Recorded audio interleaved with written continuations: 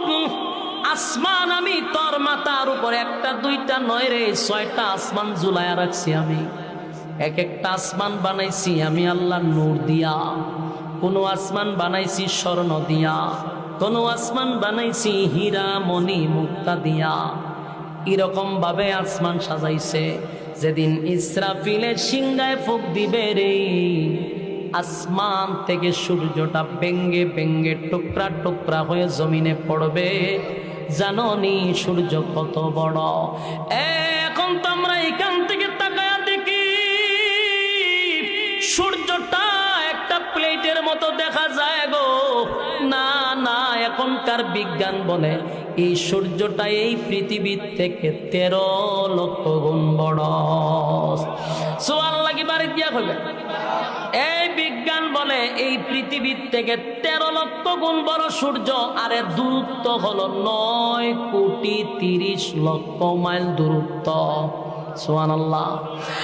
আমার প্রশ্ন হলো, পৃথিবীর থেকে যদি 13 লক্ষ গুণ বড় হয়, সূর্য যদি পরে পৃথিবীর কি আর তালাশ করে পাওয়া যাবে? কথা হয় না। কারণ এটা তো পৃথিবীর থেকে 1-2 গুণ বড় নয়, 13 লক্ষ গুণ বড়। পৃথিবীর উপরে পড়লে পৃথিবী নাই, গায়েব হয়ে যাবে। এরপরে সূর্যের থেকে কোটি কোটি গুণ বড় তারকা। তারকার সংখ্যা কত আল্লাহ ছাড়া কেউ জানে না। এই তারকাগুলি ছুটে ছুটে জমিনে পড়বে। জমিন তো শেষ, তছনছ হয়ে যাবে।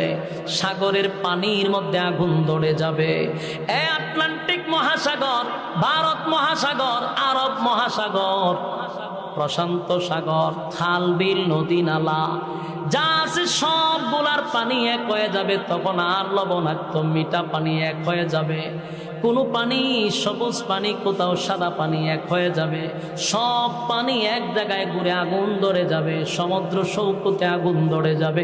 দুনিয়া থাকবে না, সব ধ্বংস হয়ে যাবে, সব ধ্বংস হয়ে যাবে। আল্লাহ বলেন কিছুই রাখবো না, সব আমি ধ্বংস করে দিব রে। কেউ থাকবে না, কেউ থাকবে না। এরপর আল্লাহ বলেন আসমানের সমস্ত ফেরেশতারে ধ্বংস করে দিব, কোনো ফেরেশতাও থাকবে না। আরশ বহনকারী ফেরেশতা ছিল, তাদেরকেও আল্লাহ ধ্বংস করে দিবে। সব ধ্বংস হওয়ার পরে মাত্র থাকবে 4 জন ফেরেশতা। বাকি আল্লাহ জিগাইব আজরাইল রে আর কে আছে বল? আল্লাহ।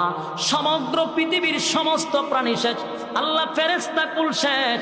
এখন আমরা 4 জন আছি, আর আপনি চিরঞ্জীব, আপনি আর আমরা 60 জন ছাড়া আর আপনার সৃষ্টি জগতে আর কেউ নাই। মালাকুল মউত আজরাইলকে বলবে, আজরাইল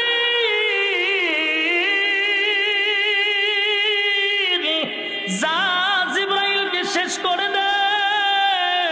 জিবরাইলও শেষ হয়ে যাবে গো। জিবরাইলও শেষ, মিকাইলও শেষ, ইসরাফিল যে দুনিয়া ধ্বংস করছে সেই ইসরাফিলও শেষ। আল্লাহ জিগায় আজরাইল রে আর কে বাকি আছে বল? আল্লাহ। আমি আর আপনি ছাড়া কেউ নাই। আমি তো জান কবজ করি, আমি বেঁচে আছি, আর আপনি চিরঞ্জীব, আপনি ছাড়া কেউ নাই, কেউ নাই, কেউ নাই। আল্লাহ কয় আমার তো কথা ছিল কেউ থাকবে না, তুই কেন দাঁড়ায় আসস? আজরাইল আল্লাহ আমারে কি মারবেন? আল্লাহ কয় তুইও মরণশীল, তুইও মরণশীল, তুইও থাকবি না। আজরাইল চিৎকার শুরু করবে। আজরাইল কল্পনাও করে নাই যে আল্লাহ তারে শেষ করার জন্য হুকুম দিবে। মালাকুল মউত আজরাইল এমন একটা চিৎকার মারবে গো। আল্লাহর নবী বলে সেদিন যদি কোনো প্রাণী বেঁচে থাকতো রে, মালাকুল মউত আজরাইলের চিৎকারে সমস্ত প্রাণী মারা যাইত চিৎকারে। আজরাইল চতুর্দিকে দৌড়াইতে থাকবে আর চিৎকার দিতে থাকবে, আল্লাহ আমি তো আজরাইল সবার জান রূহ কবজ করছি, আমারে কি দিয়া কবজ করবেন? আল্লাহ কয় আমার হুকুমটাই তোর জান কবজ করে ফেলবে। আল্লাহ হুকুম দিবে, মালাকুল মউত আজরাইল চিৎকার দিতে দিতে মালাকুল মউত আজরাইলও শেষ। এখন আর কেউ নাই, শুধু বাকি আছে কে? ইমানের শক্তি দিয়া বলেন কে? আরো জোরে বলেন কে? আল্লাহ ছাড়া কেউ নাই গো, আল্লাহ ছাড়া কেউ নাই, কেউ নাই, কেউ নাই। নাই, সব ধ্বংস হয়ে গেছে, সব ধ্বংস হয়ে গেছে। সেদিন আল্লাহ একাই থাকবে আর বলতে থাকবে গুনগুনাইয়া, কিরে পৃথিবীর রাজা বাদশারা আজকে তোরা কোথায়? কত পাওয়ার দেখাইলি, কত ক্ষমতা দেখাইলি, কই তোরা আজকে কোথায়? আজকে কথা বল। কেউ কথা বলে না, সব নিস্তব্ধ, সবই তো ধ্বংস। আল্লাহ একা, কেউ কথা বলে না। আল্লাহ বলেন লিমানিল মুলকুল ইয়াউম, এ পৃথিবীর রাজা বাদশারা কোথায়? কেউ কোনো কথা বলবে না, সব ধ্বংস, সব ধ্বংস। শেষে আল্লাহ নিজেই বলবে লিল্লাহিল ওয়াহিদিল কাহ্হার। আল্লাহ নিজেই বলবে আজকে আমি রাজত্বের মালিক, আমার রাজত্ব আজকে। আল্লাহ নিজেই রাজত্ব কায়েম করবে, সব ধ্বংস হয়ে যাবে। আল্লাহ নিজেই একা থাকবে। আল্লাহ চিরঞ্জীব, আল্লাহর কোনো মরণ নাই, আল্লাহর গুম নাই, আল্লাহর তন্দ্রা নাই। জুরে কোন সুবহান। যুবক ভাইরা আমার, আপনাদের কাছে আমার কথা একটাই হলো, এই পৃথিবীতে কেউ থাকতে পারে নাই, কেউ থাকতে পারে নাই। আমার বাবাও না, দাদাও না, সবাই চলে গেছে। আমি আর তুমিও থাকবো না। চলে যেতে হবে 100% জানার পরে এত নাফরমানি কেমনে হয় আমার বুঝে আসে না। আমিও জানি চলে যাব, তুমিও জানো চলে যাবে, চলে যাবই তো, থাকবো না। আমার আগেও কেউ থাকলো না, আমিও থাকবো না। তাহলে মাঝখানে কেন রে আল্লাহর এত নাফরমানি? এত নাফরমানি কেন?